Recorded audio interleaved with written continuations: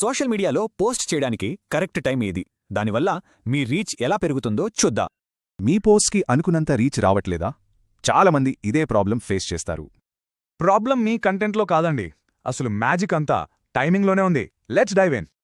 First Instagram చూద్దాం, specifically students కోసం. వాళ్ళు ఎప్పుడూ ఆన్లైన్లో ఉంటారు. సో ఈ టైమ్లో స్టూడెంట్స్ చాలా యాక్టివ్గా ఉంటారు. కానీ ఎందుకు అంటారు? సింపుల్గా చెప్పాలంటే వాళ్ళ స్కెడ్యూల్కి మనం సింక్ అవ్వాలి, వాళ్ళ బ్రేక్స్ని టార్గెట్ చేయాలి. ఓకే, అయిపోయింది ఇన్స్టాగ్రామ్. ఇప్పుడు లెట్స్ మూవ్ టు యూట్యూబ్. ఇక్కడ గేమ్ కొంచెం డిఫరెంట్. చాలామంది యూజర్స్ యూట్యూబ్ని ఈవినింగ్ ఎంటర్టైన్మెంట్ కోసం చూస్తారు, జస్ట్ లైక్ టీవీ అన్నమాట. ఏ ప్రైమ్ టైమ్ అన్న కాన్సెప్ట్ చాలా important. It perfectly shows user behaviour.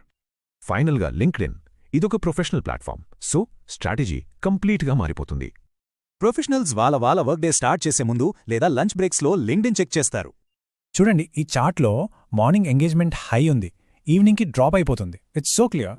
So అన్ని ప్లాట్ఫామ్స్కి ఒకే స్ట్రాటజీ వర్క్ అవ్వదు. ఇప్పుడు అన్నీ కలిపి చూద్దాం. ఈ టేబుల్ చూస్తే మీకు ఒక క్లియర్ ఐడియా వస్తుంది. ఇది మీ స్ట్రాటజీకి ఆ గ్రేట్ స్టార్టింగ్ పాయింట్. కానీ గుర్తుపెట్టుకోండి, ఇది జస్ట్ జనరల్ అడ్వైస్. మీ స్పెసిఫిక్ ఆడియన్స్ని అండర్స్టాండ్ చేసుకోవడం చాలా ఇంపార్టెంట్. మీ అకౌంట్ అనలిటిక్స్ చెక్ చేయండి. అదే మీ best guide to find your perfect time. So the main takeaway ఏంటి?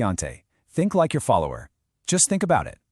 సో ఇప్పుడు మీకు స్ట్రాటజీ ఉంది, మరి మీ నెక్స్ట్ పోస్ట్ ఎప్పుడు ప్లాన్ చేస్తున్నారు? ఆఖరిగా ఒక థాట్. రేపు సోషల్ మీడియా హ్యాబిట్స్ మారితే మీ స్ట్రాటజీ కూడా మారాలా?